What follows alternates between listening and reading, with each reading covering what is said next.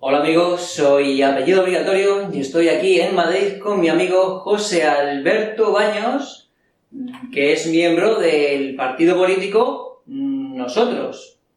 Y bueno, vamos a hablar con él acerca de la hispanidad, la leyenda negra y sobre todo cómo ven los actuales inmigrantes que hay aquí en Madrid, en España, la historia del descubrimiento, de la conquista, de la secesión y de la política actual. Y bueno, José Alberto, ¿qué tienes que contarnos? Pues muy buenas noches, Apellido. Un saludo cordial a todos los hispanos, que ya estamos en lo que es la festividad del día 12 de octubre, en vísperas, que va a ser este día sábado.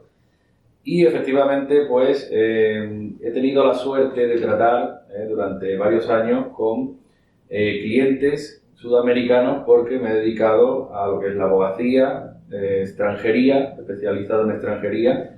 Por lo tanto, he tenido la oportunidad tanto de llevar sus gestiones como compartir y efectivamente tratar personalmente con muchos paraguayos, ecuatorianos, colombianos, de muchas nacionalidades, ¿no? Mexicanos también.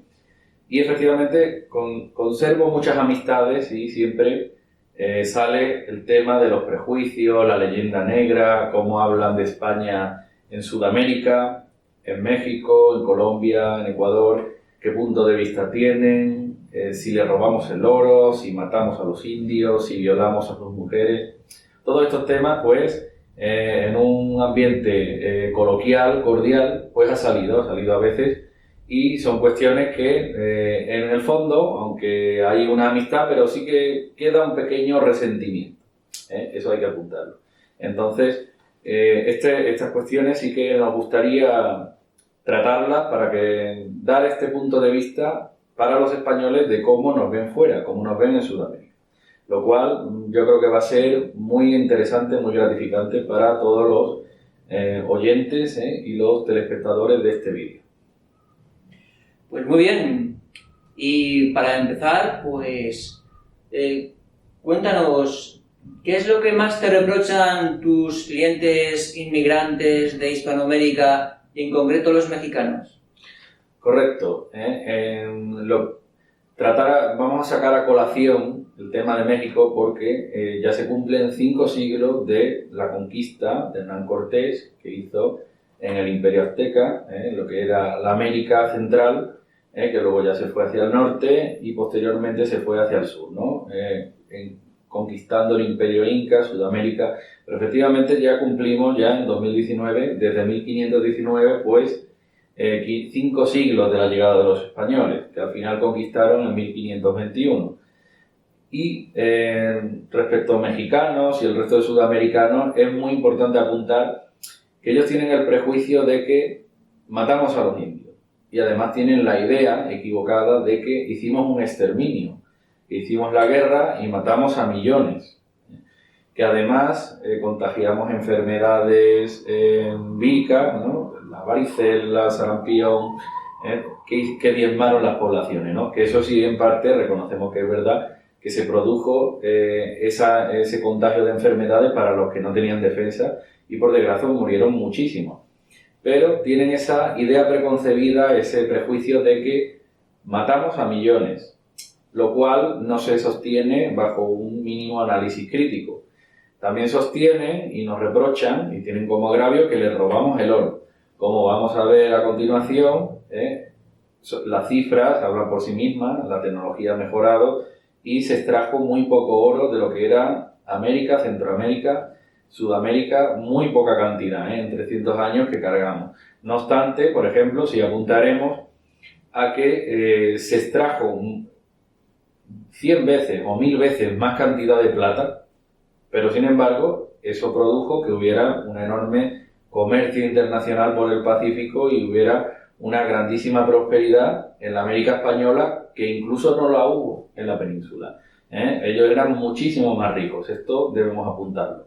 Por lo tanto, sí que es verdad que nos reprochan que hubo un exterminio, que se maltrató a los indios, que se produjeron violaciones y que les robamos el oro, y debido a estas cuestiones nos achacan su actual estado económico y social desde América Central hacia América del Sur.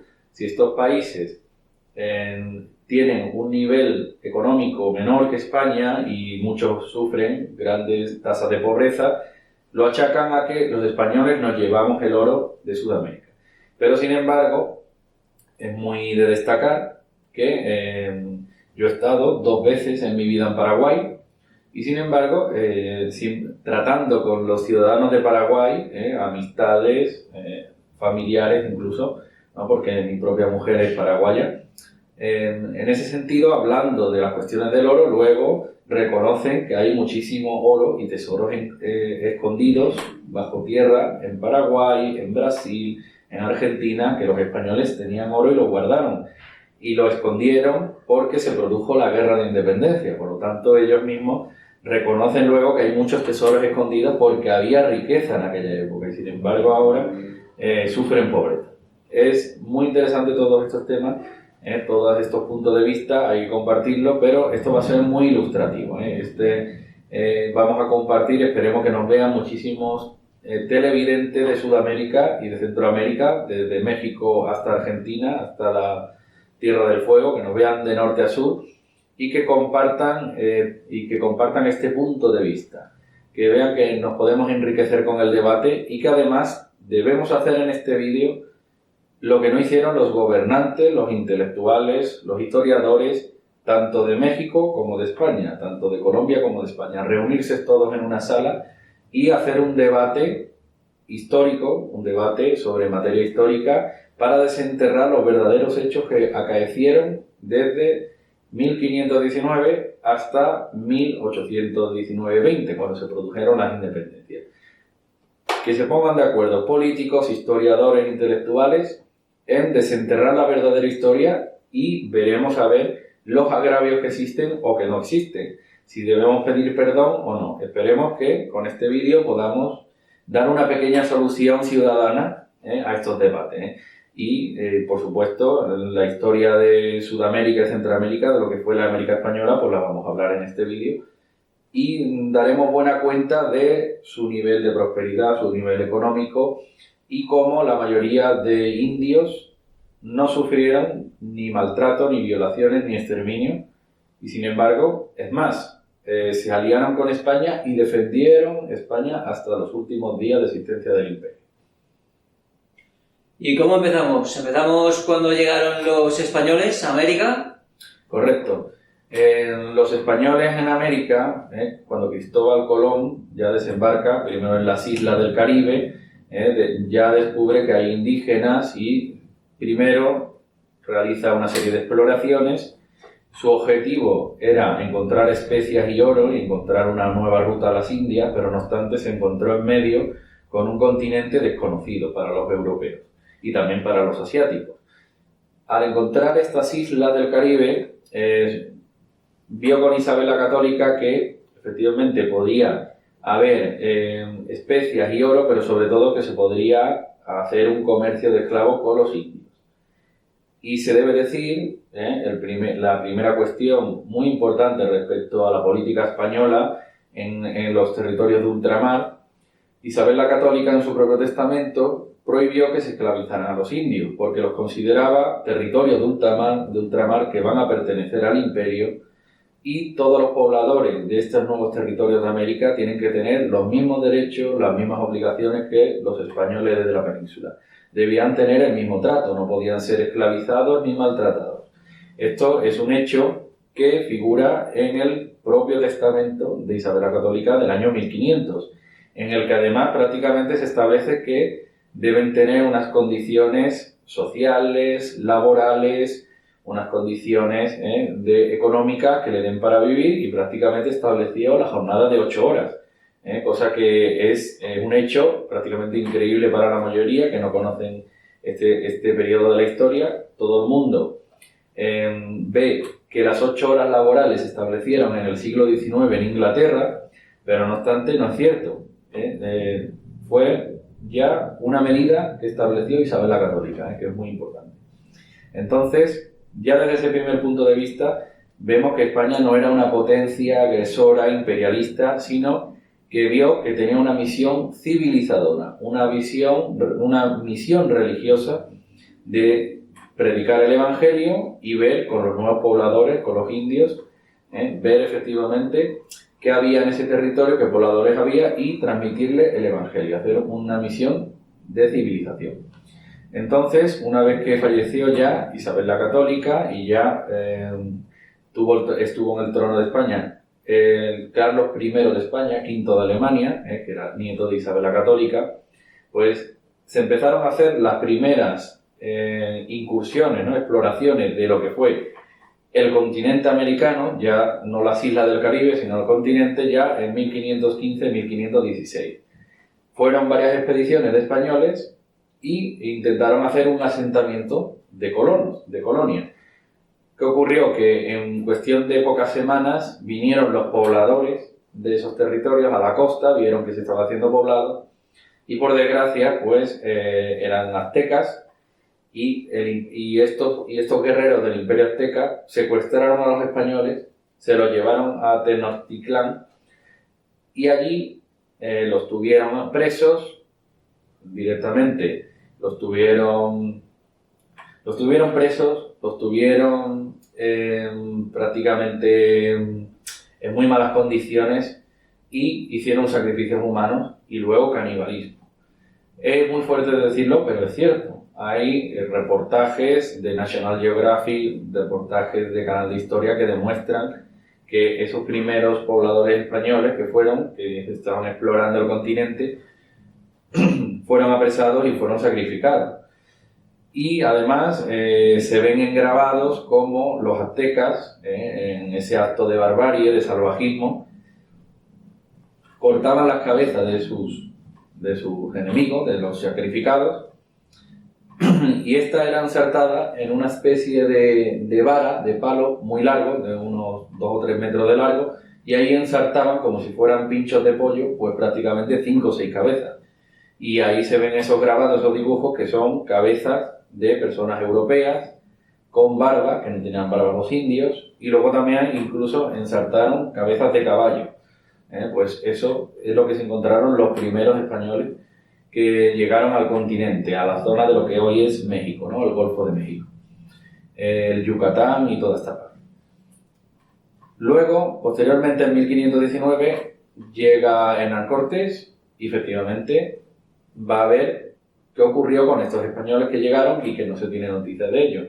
Y entonces, ya en ese momento, se da cuenta de que ya por algunos supervivientes, que incluso confraternizaron con indios, aprendieron el idioma y todo, les contaron a Hernán Cortés y a los soldados que llevaba, que estaban a su cargo, que esos españoles habían sido secuestrados, habían sido torturados y sacrificados.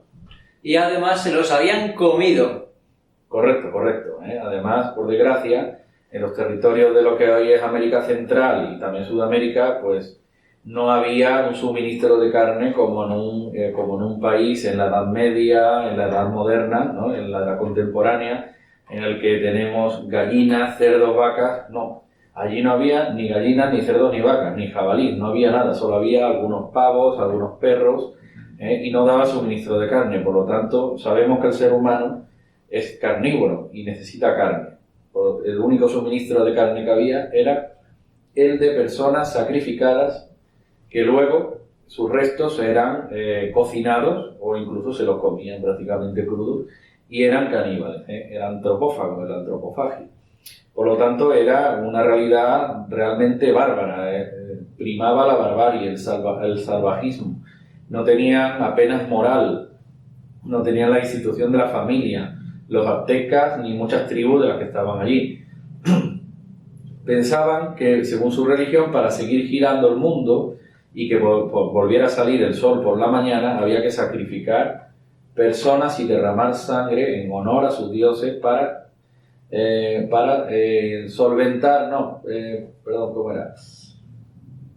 solventar, para satisfacer su sed de sangre,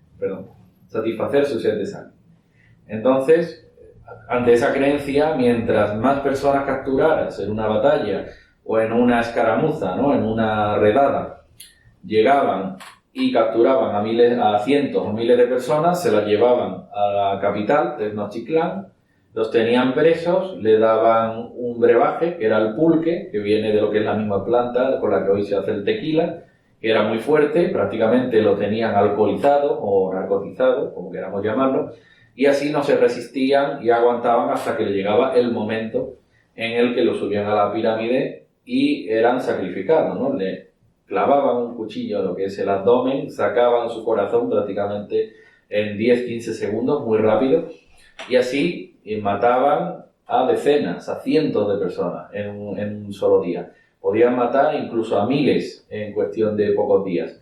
Y esa era el objeto de su religión, de su vida, su principal finalidad. Conseguir personas para sacrificarlas y satisfacer la sed de sangre de sus dioses, y luego además tener un suministro de comida, de carne, porque eran caníbales, ¿no? Entonces, esta era la realidad de la mayoría de los pobladores de lo que es el actual México, y incluso más arriba lo que es Norteamérica, ¿no? Estados Unidos.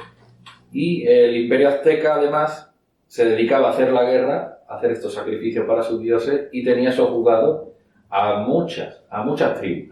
Prácticamente hemos sacado ya de una primera batida unas 16 tribus que convivían y estaban sojuzgadas por los aztecas. Así que cuando se dice que los españoles matamos a los indios, no es cierto.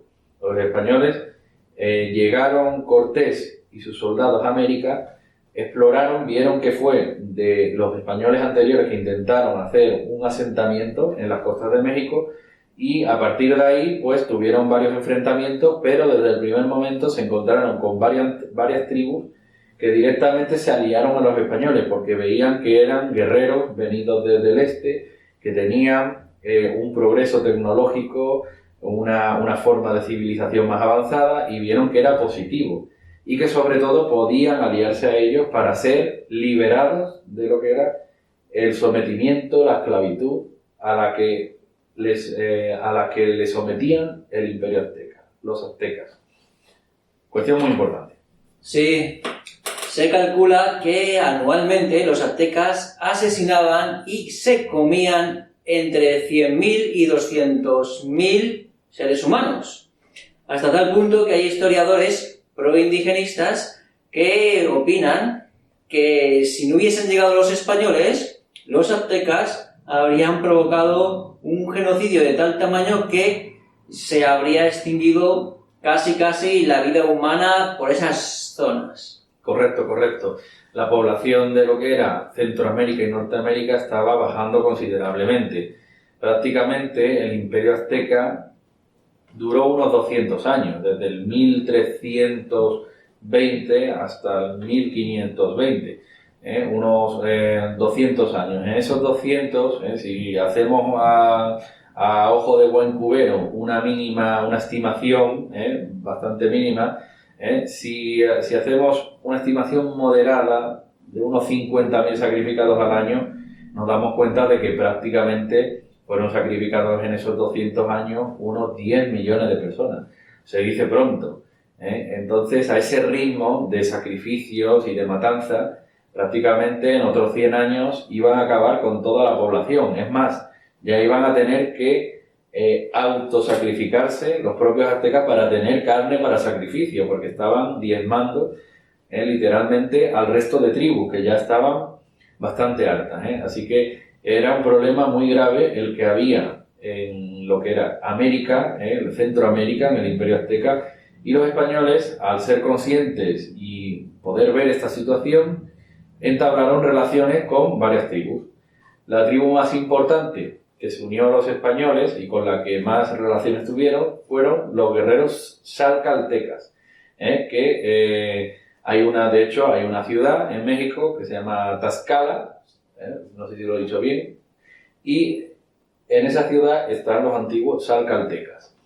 Entonces, esta tribu, desde el primer momento ya confraternizó, tuvo relaciones con los españoles, vio la oportunidad de tener una ventaja militar contra el Imperio Azteca y desde ese momento ya fueron prácticamente engrosando las filas de lo que era como un ejército aliado del ejército español, que ya fue desde ese primer momento un ejército combinado. Había prácticamente unos entre 500 y 1000 españoles y unos ya, desde ese momento, unos 2000 o 3000 chalcaltecas que ya se unieron y ya empezaron a ir a caminar hasta la que era la capital, Tenochtitlán. Ocurrió que varios mensajeros, ¿no? Emisarios, podría decirse, de Moctezuma II, que era el emperador azteca, les envió emisarios con regalos a los españoles, con cofres de oro, y dándole el mensaje que por favor acepten este presente, ¿no? Este cofre con oro, que era valorado por todos, cosa que no se puede decir que ese conocimiento, esa idea preconcebida de que los pobladores de América cambiaban oro por espejitos, eso ha sido prácticamente una invención, una grotesca invención de los actuales libros de historia, ¿no? Que se habrá dado en los últimos 100 años.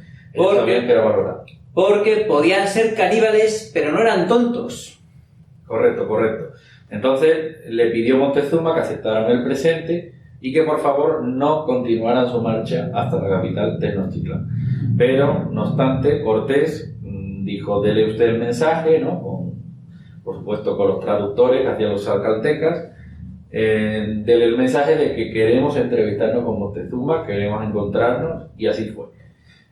Posteriormente, ya caminando, acercándonos a 1520, pues ya llegaron a la ciudad, a la puerta de la ciudad, y Moctezuma dejó entrar a unos 80 españoles con 1000 sarcaltecas que se quedarían cerca del palacio como escolta para hacer un primer encuentro entre líderes políticos, ¿no? Entre lo que sería el máximo representante de España en el territorio en el Imperio Azteca, en América, que sería Hernán Cortés, con Moctezuma II, que era emperador de los aztecas. Se encontraron, estuvieron pues prácticamente varios meses en el palacio de Moctezuma, y allí se produjo, por supuesto, lo que se podría llamar un encuentro entre culturas, no un choque, sino un encuentro entre culturas y dos mundos que estaban separados por el Océano Atlántico y separados por miles de años, que no se habían encontrado, y efectivamente pues compartieron ideas, cuestiones sobre moral, sobre religión, sobre todo tipo de cosas. Y fue un encuentro diplomático en el que compartieron sus ideas desde una forma tolerante, respetuosa, y los españoles dieron su punto de vista. Moctezuma también dio su punto de vista. ¿Por qué el emperador Moctezuma estuvo atendiendo a los españoles y tenía gran curiosidad? Pues esto se da porque había una profecía de los aztecas que decía que algún día llegaría el fin del Imperio Azteca cuando aparecieran guerreros venidos desde el este con pelo en la cara, con barba. Entonces, desde luego, claro, Moctezuma pensó que ellos eran las personas que anunciaban la profecía y que además eran dioses o semidioses. Entonces, por lo tanto, tenía gran curiosidad y tenía ese presentimiento de se va a cumplir la profecía, tengo que atenderlos. Entonces ahí se dieron muchas situaciones en esa reunión, ¿no? En el que estuvieron varios meses conviviendo, además, ya prácticamente de convivencia. Y, por ejemplo, los españoles vieron que respecto a la comida que les servía Moctezuma, por supuesto había vegetales, había bichos, en general insectos, pero el plato más exquisito que daba Moctezuma, que era su preferido, era bebé guisado. Y los españoles, cuando vieron carne y vieron que era un bebé guisado, dijeron que eso no se podía consentir, que era un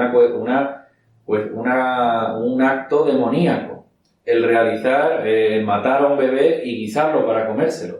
Sin embargo, para Moctezuma le resultaba el plato más exquisito de todos, era su plato favorito.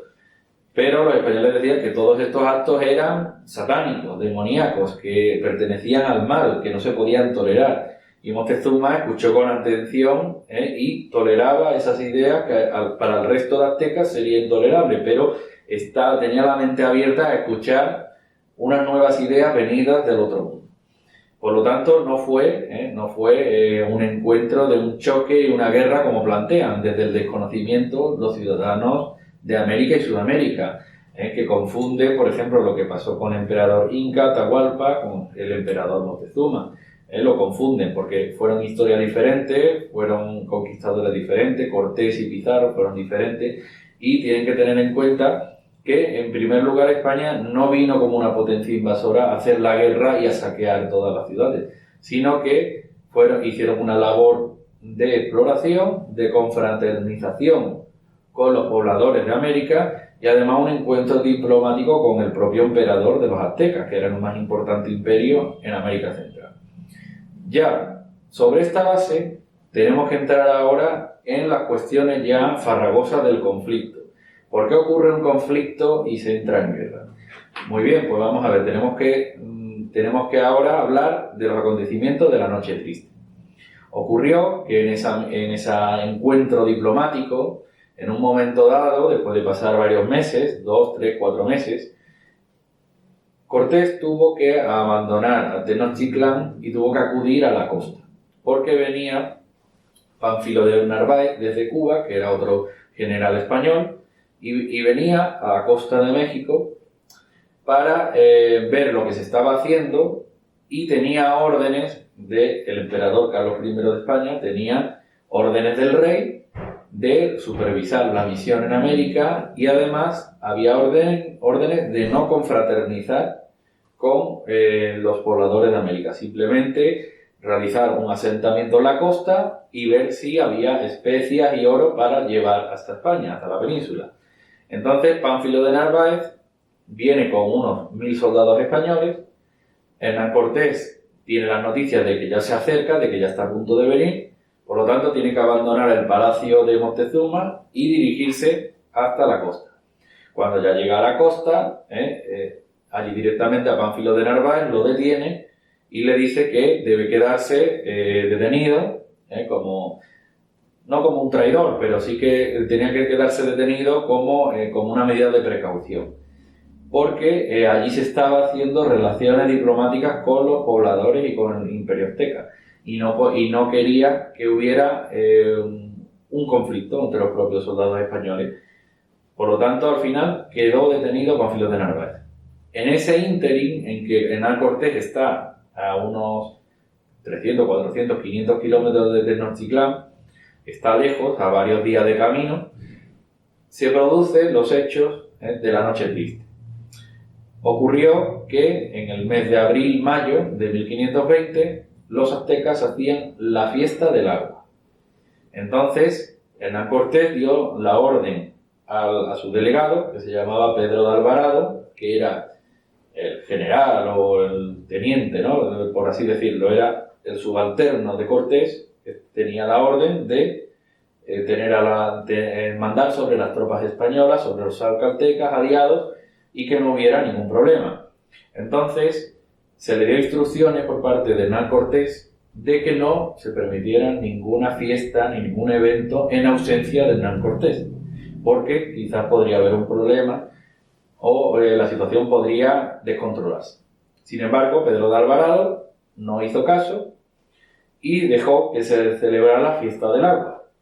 Entonces, cuando se empieza a realizar estos eventos que se hacían allí en la ciudad de Tenochtitlán, la fiesta del agua consistía en que tomaban niños muy pequeños, de 3 años, 4 años, 5 años, muy muy pequeños, y se le hacían todo tipo de torturas, crueldades, barbaridades, con objeto de que esos niños lloraran, y mientras más lágrimas derramasen, más contento, ¿no?, más satisfecho estaría el dios de la lluvia, el dios del agua, y haría que hubiera buenas lluvias para los próximos meses.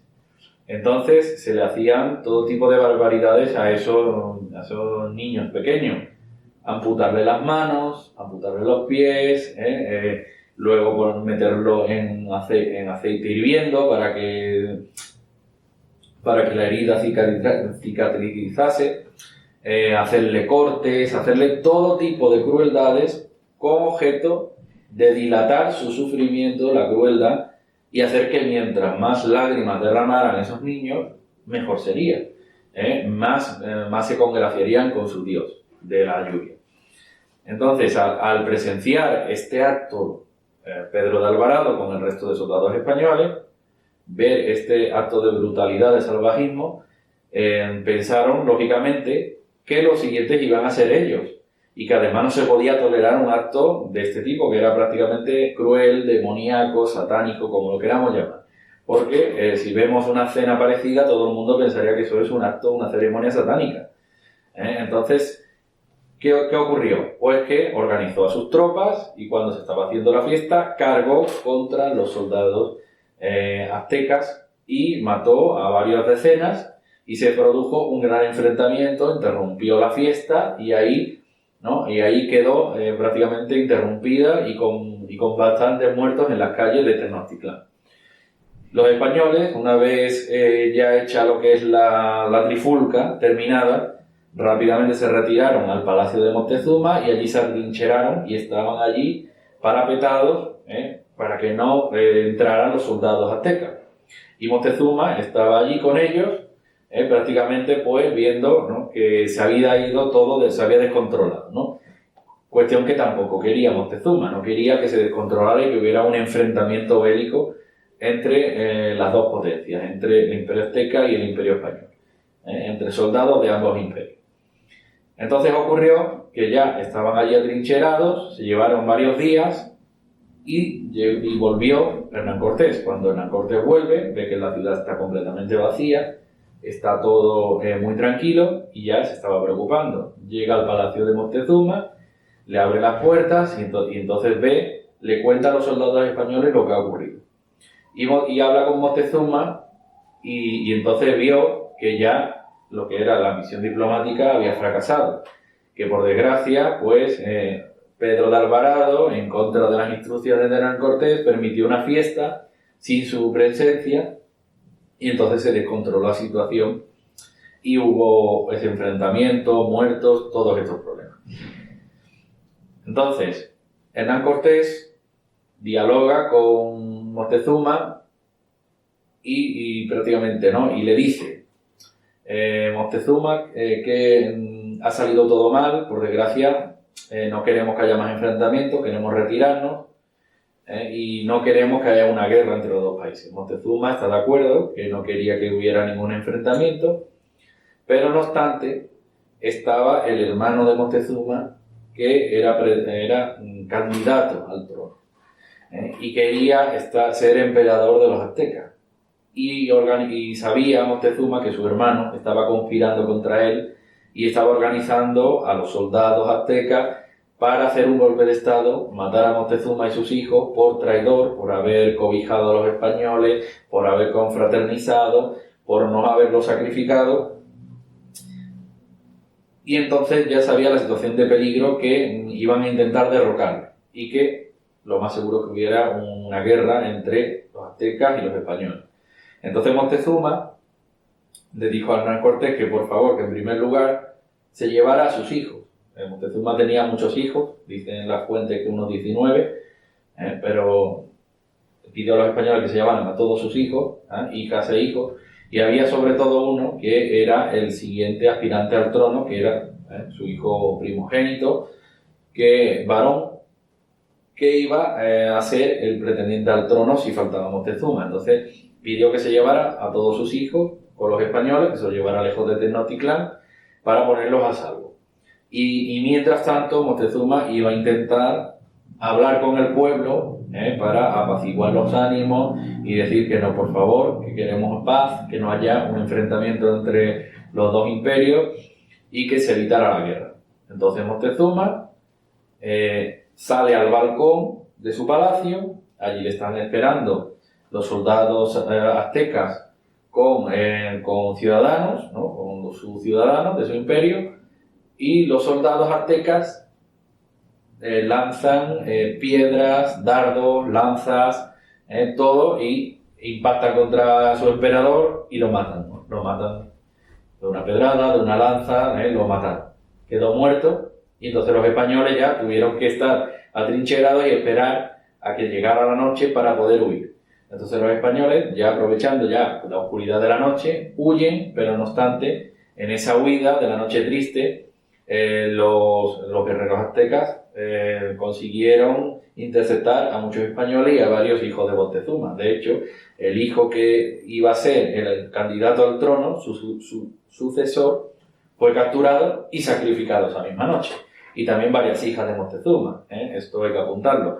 Entonces, también prácticamente, si había unos cerca de 1000 españoles, pues puede que cayeran esa noche unos 300 o 400, según vienen a las fuentes históricas. Por lo tanto, Moctezuma, el emperador, quería que hubiera un encuentro entre culturas, que hubiera un encuentro diplomático, que no hubiera guerra, pero no obstante, sus propios soldados hacen un golpe de estado, le derrocan, le asesinan, hacen un magnicidio, y es cuando ya se declara completamente, ¿no?, la guerra contra el Imperio Español, contra España, por el hermano de Moctezuma. Estos hechos, por ejemplo, que estamos relatando, no son conocidos ni por mexicanos, ni por colombianos, ni argentinos, ni paraguayos, ni ecuatorianos.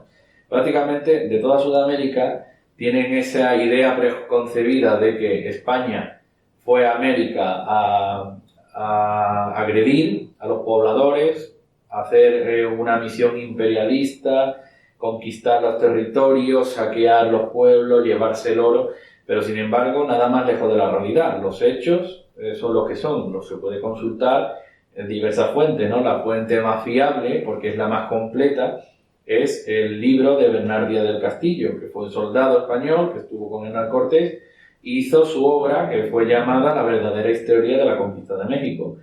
También hay otros libros, pero no obstante, es para ver que estos hechos son verdad y que los propios aztecas mataron a su emperador y declararon la guerra a España, solamente cualquier persona que nos esté viendo, pongan en Wikipedia la muerte de Moctezuma y verán que murió en el balcón, víctima de las piedras, las lanzas que le lanzó sus propios soldados. Por lo tanto, sí hubo un derrocamiento, sí hubo un golpe de estado.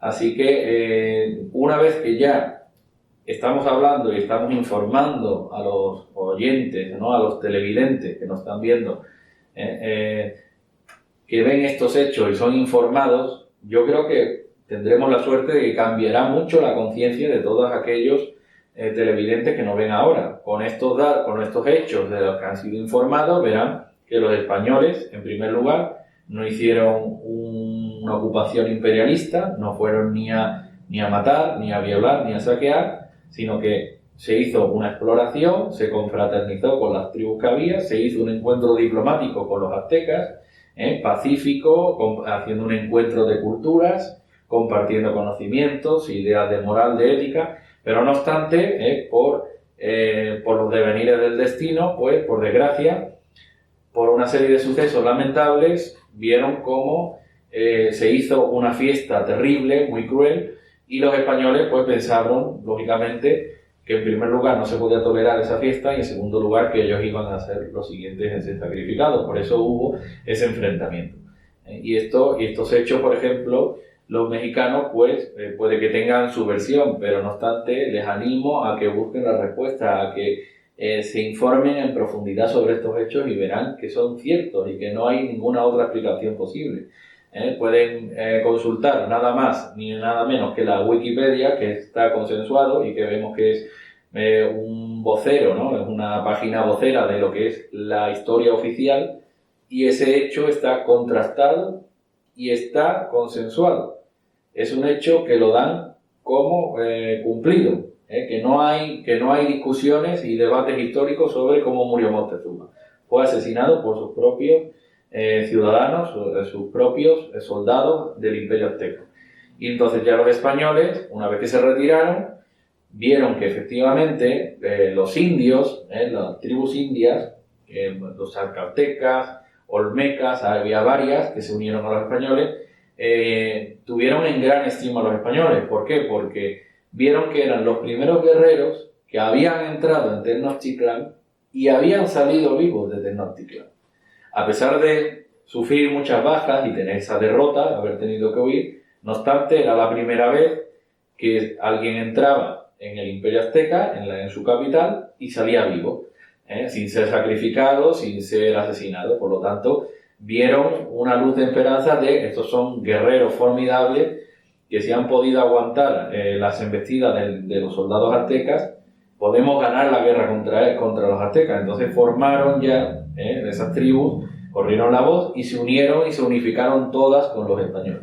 Prácticamente era un ejército combinado de unos 1000 españoles, o incluso menos, unos 500, con unos 40 o 50.000 indios de unas 4 o 5 tribus que había, enemigas de los aztecas, que estaban sometidas. Por lo tanto, fue un ejército combinado y una alianza indio-hispana. No, yo incluso considero que está mal dicho que fue una conquista. En mi opinión, en mi humilde opinión, no fue una conquista, fue simplemente una alianza entre indios y españoles para acabar con el Imperio Azteca. Una guerra de liberación, podríamos llamarlo, una alianza para conseguir la liberación. Por lo tanto, está mal dicho que los españoles son los conquistadores y, por ejemplo, Simón Bolívar sea un libertador. Al revés. Los españoles fueron libertadores. Teniendo estos hechos en cuenta, los españoles desde luego fueron libertadores y con el Imperio Inca más de lo mismo. Muchísimas tribus se unieron a los españoles para quitarse el yugo del Imperio Inca. Por lo tanto, este hecho, en primer lugar, es muy notorio, muy importante. Tenemos que darle toda la trascendencia del mundo porque ya empezamos a arrojar luz y limpiar lo que es la leyenda negra sobre España. Estamos demostrando con estos hechos que es falso que los españoles fueran a conquistar, a saquear, a violar. Es rotundamente falso. Los españoles hicieron una exploración, una misión diplomática y cuando encontraron los pobladores de América, muchas tribus se unieron a ellos y se aliaron para quitarse la esclavitud y el sometimiento que sufrían de los aztecas. Por lo tanto, esto es un hecho fundamental, es un hecho completamente fundamental. Pues bien, José Miguel, ahora tratamos el asunto del oro de América.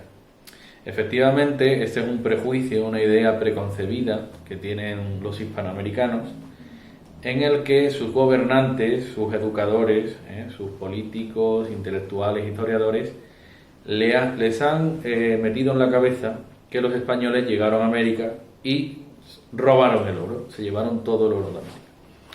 Entonces, debido a esta justificación, es una buena justificación para todos aquellos ciudadanos de Sudamérica, de decir, actualmente somos pobres porque hace 200 años los españoles se llevaron todo el oro. Pero nada más lejos de la realidad. En primer lugar, la anécdota que te he contado antes, que hemos compartido con los oyentes, de que en Paraguay, en Argentina, en Chile, en México, hay muchísimos buscadores de tesoros.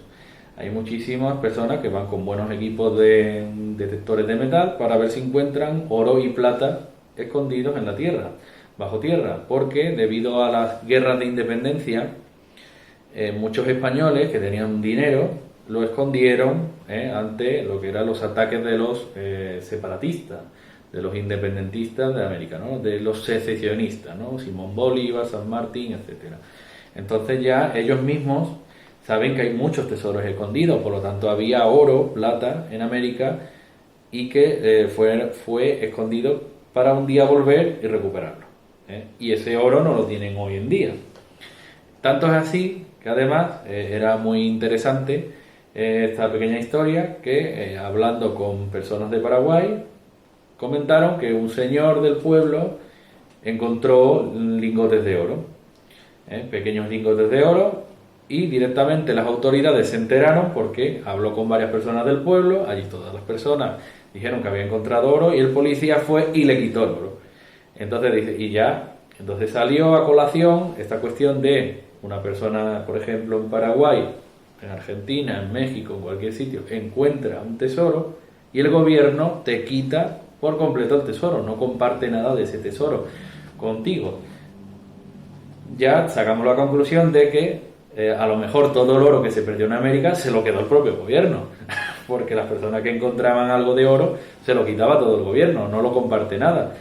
Y si entonces, en ese caso, tienes que encontrar oro o plata y venderlo, mal venderlo en el mercado negro, porque el gobierno te lo quita. Entonces es un cuento que te ha dicho tu presidente, tu gobierno, para justificarte que eres pobre porque ellos te han robado toda la riqueza. Entonces, los estudios actuales científicos y industriales y de todo tipo te demuestran que nada más en Perú y nada más en México, pero sobre todo, por ejemplo, el caso de Perú, cada año se sacan más de 200 toneladas de oro. Por lo tanto, en tan solo 2 años de extracción de oro de Perú, al nivel que tiene ya desde 2010, 2015, ya para 2020, que está sacando cada año estas cantidades, solo en 2 años de extracción de oro de Perú ya consiguen más oro, obtienen más oro del que España llevó desde América a la península.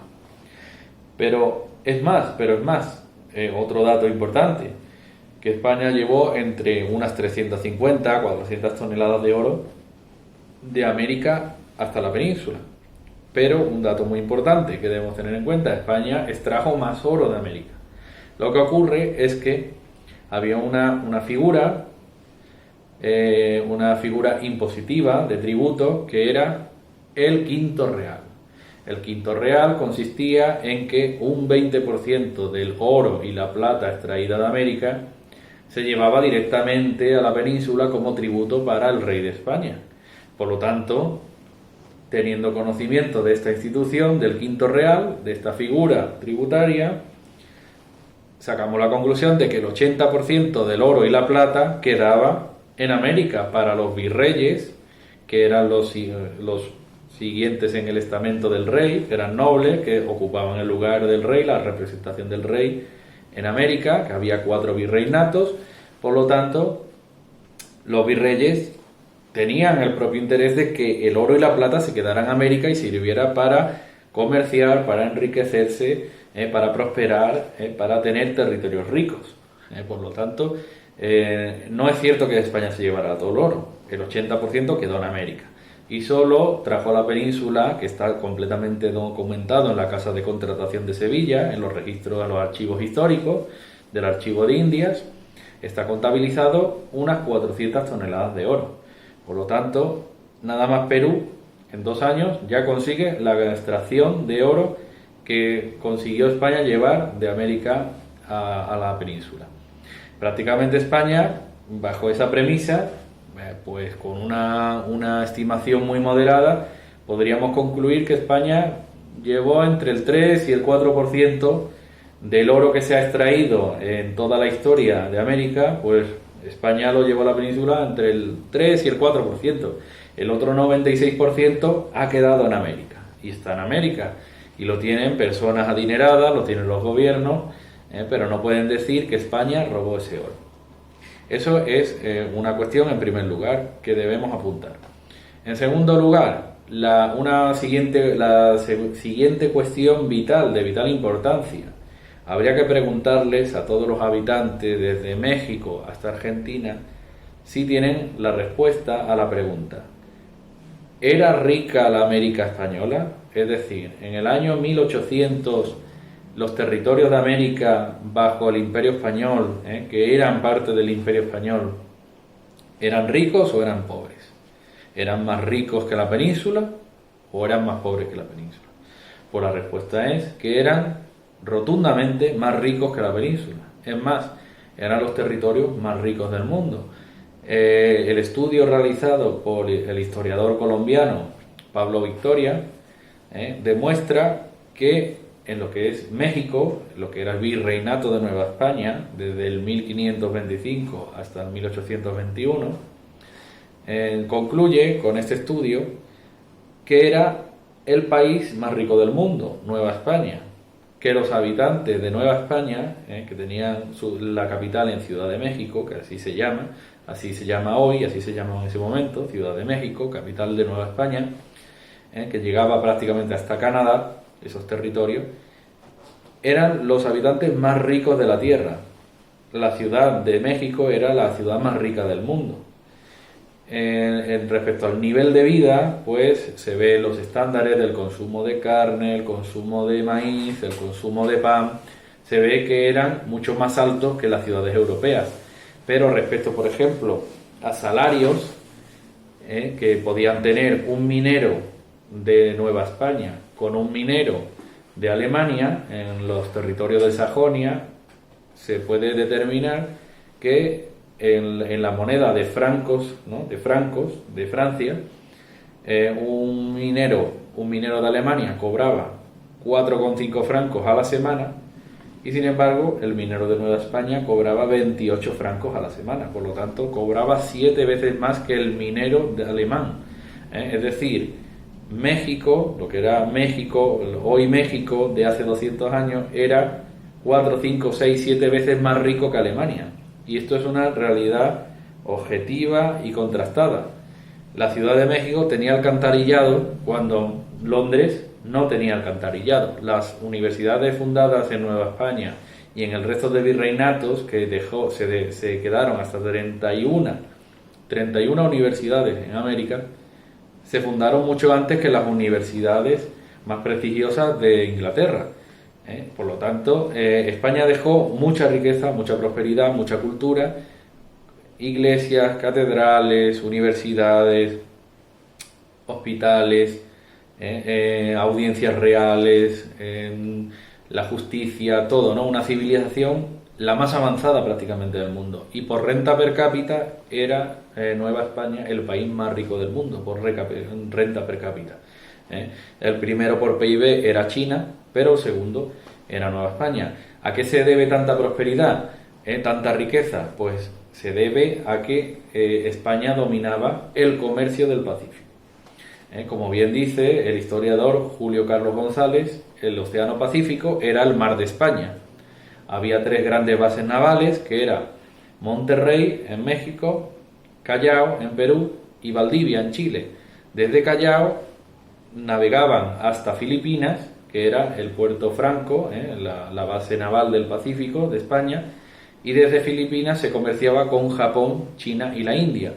Y sobre todo China y Japón eran prácticamente los imperios más ricos y prósperos de la Tierra, en el que había mayor número de habitantes, pero se hacían productos exquisitos de grandísima calidad, ¿no? La porcelana china, la seda de China, el té, todos estos productos que eran muy muy valorados por el resto del mundo. Pues España, al tener una seguridad económica, monetaria, con el real de A8, que era la moneda hegemónica mundial, el real de A8 ha sido la moneda de reserva desde el siglo XVI, el 1550, hasta prácticamente el 1850.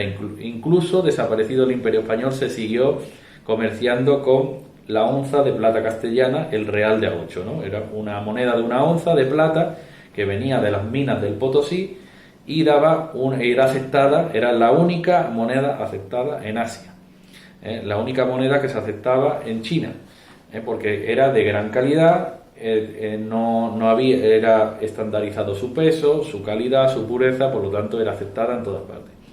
Entonces, toda la producción realizada en España se llevaba hasta China y Japón y la India, y allí se comerciaba, se vendía y luego se traían productos desde allí hasta España. Por lo tanto, era un comercio seguro, fluido, abundante, y esto repercutía enormemente en la población.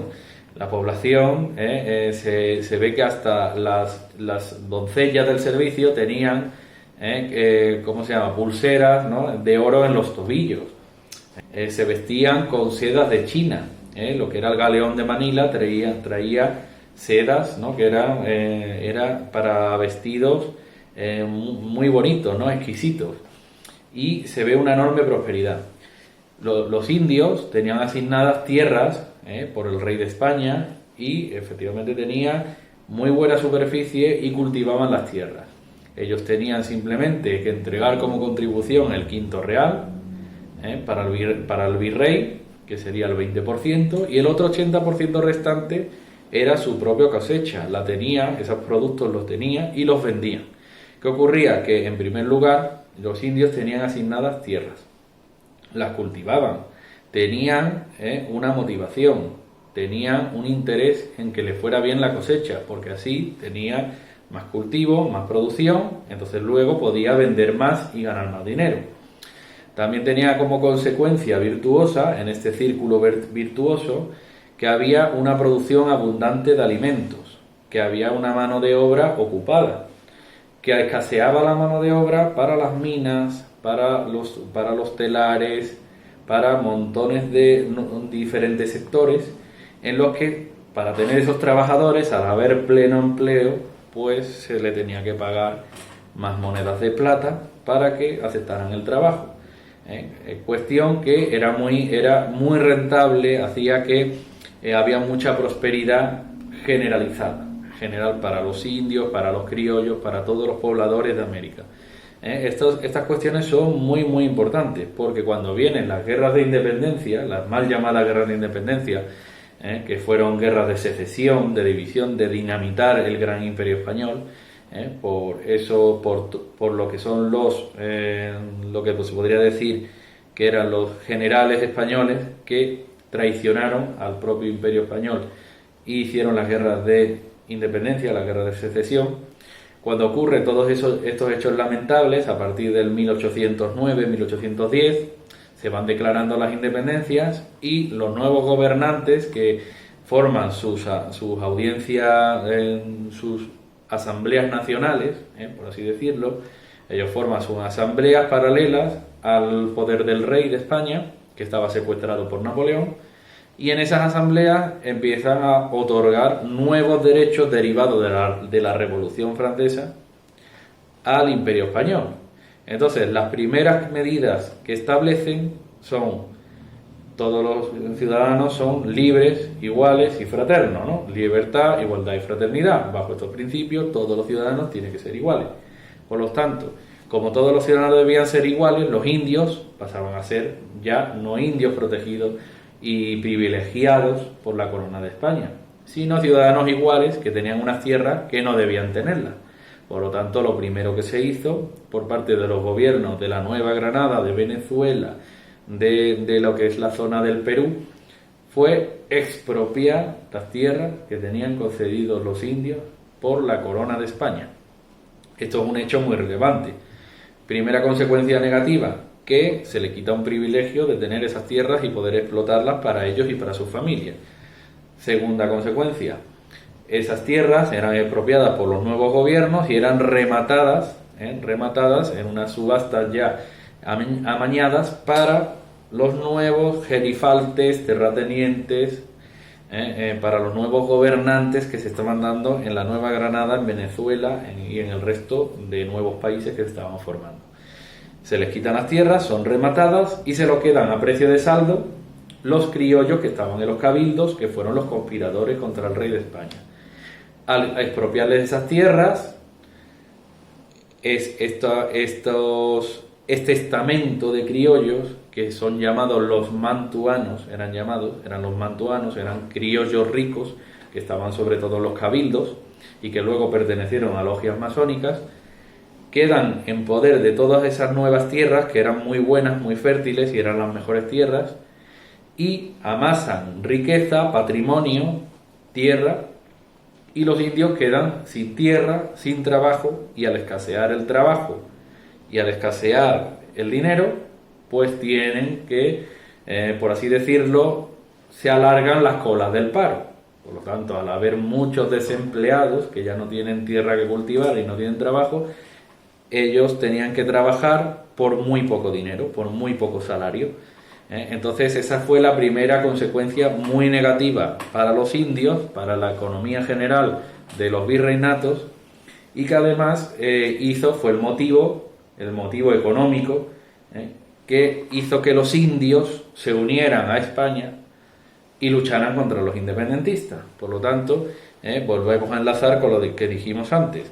Los españoles no solo no mataron ni exterminaron a los indios, ni los maltrataron, sino es que los indios estaban unidos a la corona de España y fueron los máximos defensores de España durante las guerras de independencia, las mal llamadas guerras de independencia, es decir, un ejército que comandado por el general José Antonio Boves, que era un importante terrateniente allí en la capitanía de Venezuela, y este señor pues le asaltaron los independentistas, mataron a su mujer, le quitaron todos los caballos que tenía y arrasaron toda su granja, todas sus tierras las arrasaron. Este hombre, que era asturiano, se puso a comandar un ejército que tan solo podían ser enlistados indios y negros esclavos. Iban a los poblados, liberaban a todos los negros que eran esclavos y pasaban a engrosar lo que era el ejército de José Antonio Boves, que luchó contra Bolívar. Este ejército llegó a tener hasta 7.500 miembros, 7.500 jinetes que iban todos a caballo y hacían la guerra a muerte contra Bolívar, y fue el terror de Bolívar. Los llamaban los centauros del infierno. Pues tengamos en cuenta que este ejército de indios y negros luchó a favor de la corona de España, luchó contra las independencias. Luego también podemos tener en cuenta el ejemplo del indio llamado Agustín de Hualongo, que pertenecía al pueblo de Pastos, en Colombia, era pastuso. Entonces los pastusos eran criollos e indios que como siempre habían estado durante 3 siglos, vivían en paz, cultivaban las tierras, tenían comercio y tenían una seguridad y una vida apacible. Vinieron los independentistas ya en 1818, 19, 20 a la zona de Colombia, lo que hoy es Colombia, Pastos, y empezaron a saquear, a arrasar los pueblos, a hacer barbaridades. Entonces Agustín de Hualongo, que era prácticamente indio, era un poco criollo, pero como se ve en los dibujos, en los grabados, era indio, capitaneó a un nuevo ejército que hizo guerra de guerrillas y puso en muchísimos apuros a Simón Bolívar, a los independentistas, a todo, ¿no? Hizo la guerra de guerrillas, hizo una enorme labor por la corona de España. Entonces este señor durante varios años capitaneó los ejércitos, fue ascendiendo por su brillantísima carrera militar, y llegó el momento en que fue traicionado. Cuando fue traicionado, lo apresaron y le hicieron el ofrecimiento de conmutar su pena y que se uniera a los ejércitos de la República. Entonces dijo estas maravillosas palabras textuales. Dijo: jamás me uniré al ejército de la República. Inmolaría mi vida 1000 veces por la religión católica, por el rey y por España.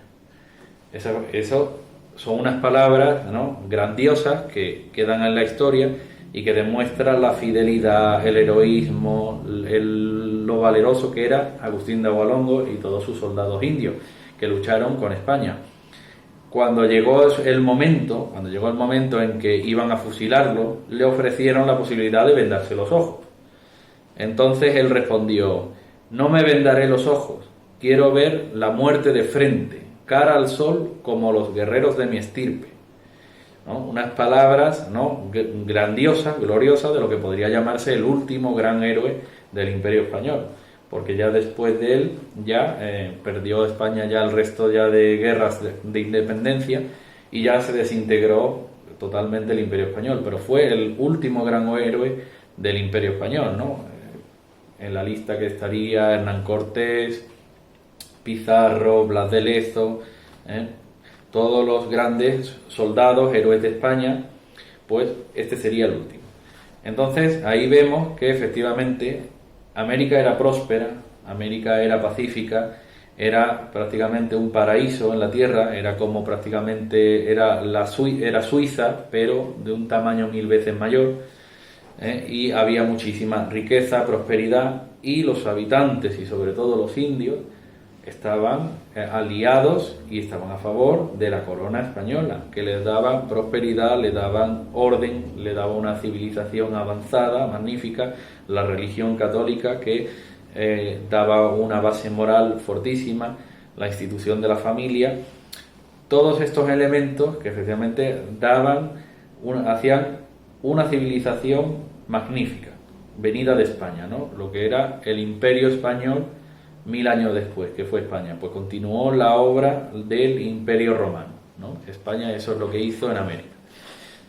Por lo tanto, respecto ya finalizando, la cuestión de la prosperidad, del oro y todo, no, vemos que una vez que España deja en América un legado de países muy ricos, luego cuando se producen las guerras de independencia se forman nuevos países, que podríamos así decirlo, es como cuando pones sobre un jarrón un cartucho de dinamita.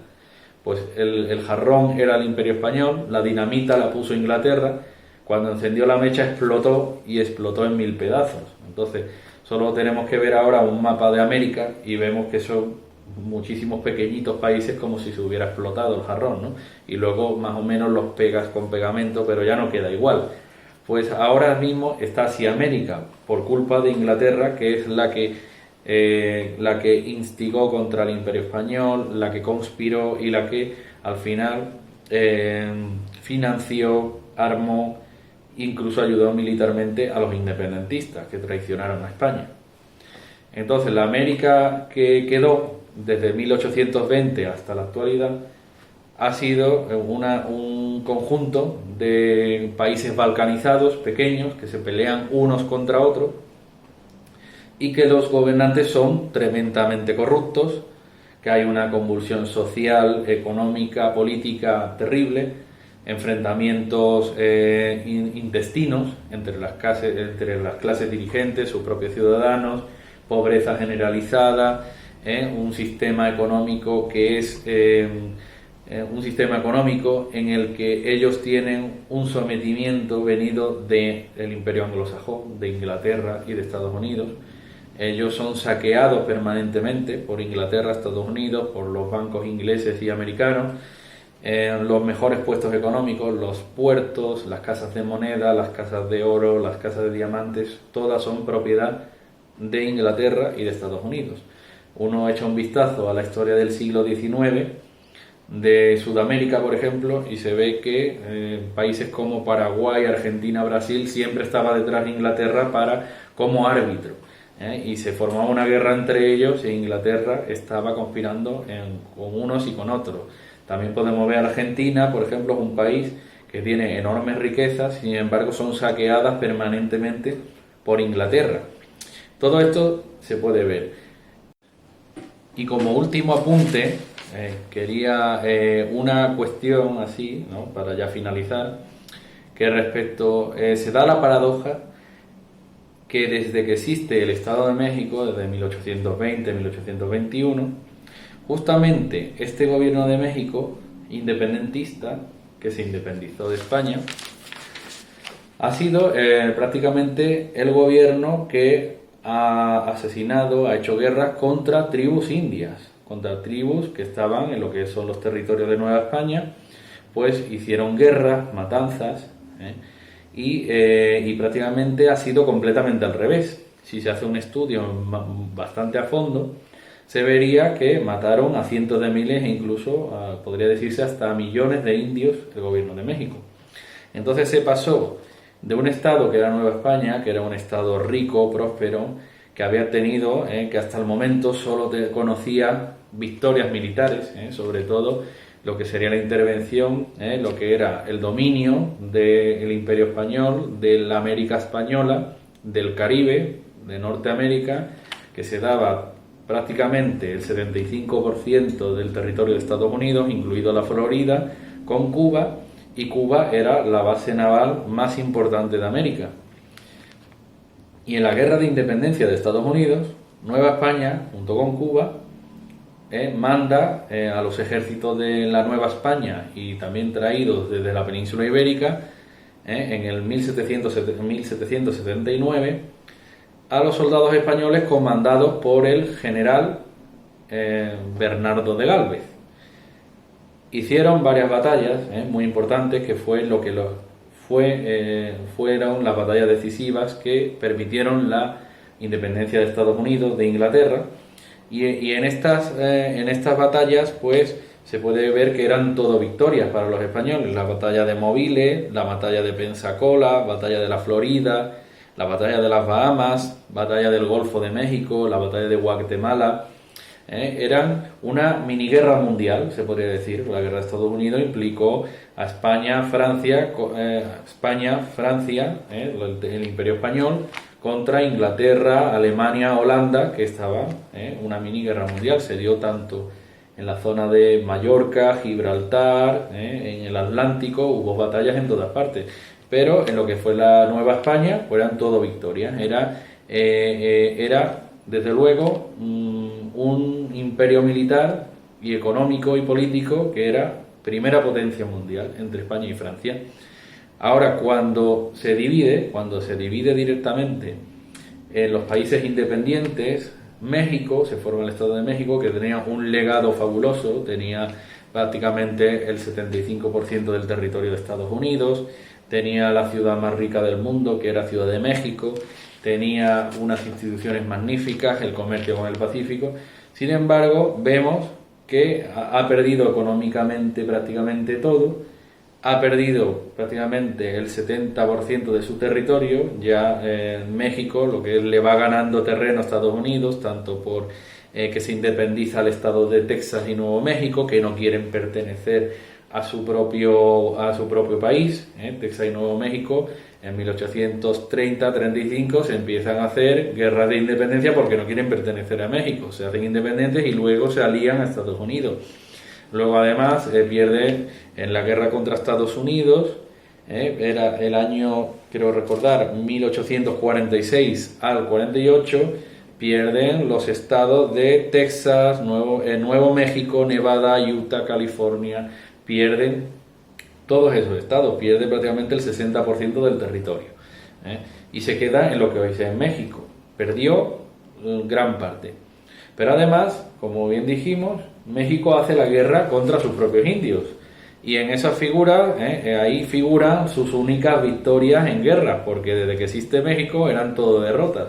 Pero cuando se enfrenta a rivales pequeños y desarmados y pobre gente, pues sí que conseguía victorias. Entonces aquí tenemos, por ejemplo, de 1821 a 1848, que está la guerra contra los indios comanches, y masacraron a los indios comanches. De 1821, siempre es el 21, ¿por qué? Porque es cuando se declara la independencia de México.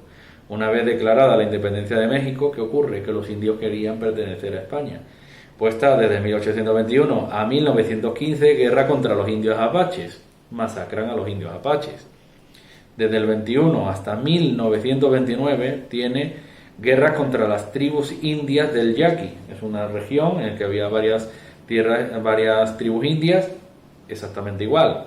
Desde 1821 al 48 están las guerras contra los indios navajos, también son masacrados. Luego en 1823 se dan las rebeliones de estados de Guadalajara, Puebla, Oaxaca, Querétaro, contra el nuevo gobierno constituido de México, que eran tanto tribus indias como criollos que no querían la independencia de México. Pues son guerras civiles.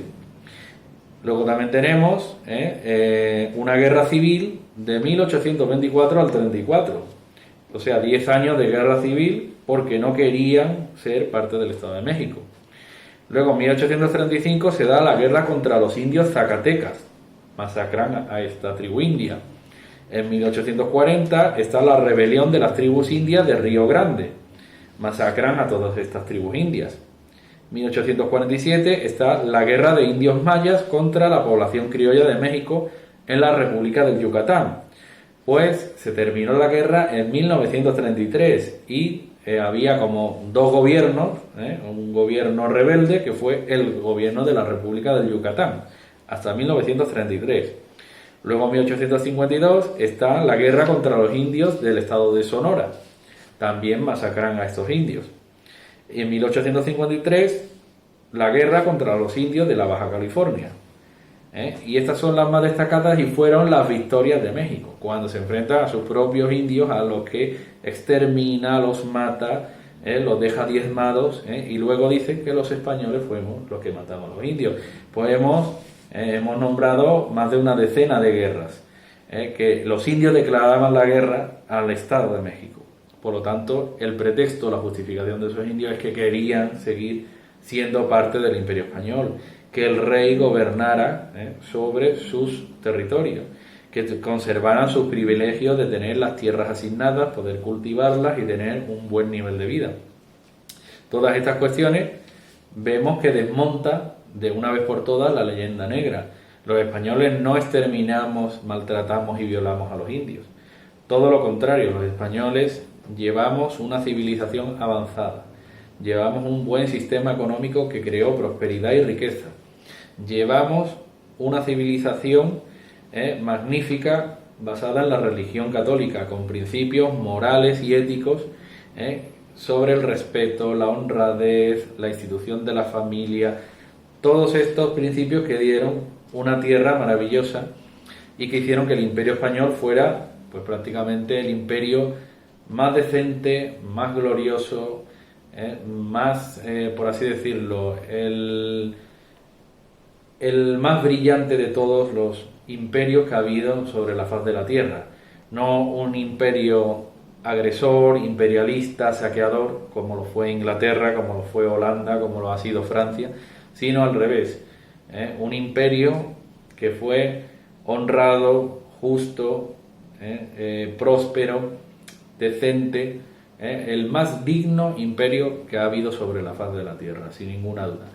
Y con esto espero que haya quedado claro la cuestión de, esperemos que demos por zanjado la cuestión de la leyenda negra, de los presuntos agravios por los que tenemos que pedir perdón los españoles, y por supuesto invitamos a que si hay discrepancias sobre este tema, sobre estos hechos históricos, que las manifiesten en los comentarios, que además, si quieren proponer un debate, por supuesto estamos abiertos a que haya un debate sobre estos hechos históricos contra personas que opinen diferente, no cabe ninguna duda, pero no obstante les animamos a que nos sigan viendo, a que investiguen por su cuenta, a que vean las fuentes, estudien la historia en profundidad y así sacarán conclusiones que esperemos que estén de acuerdo con nosotros en la mayoría.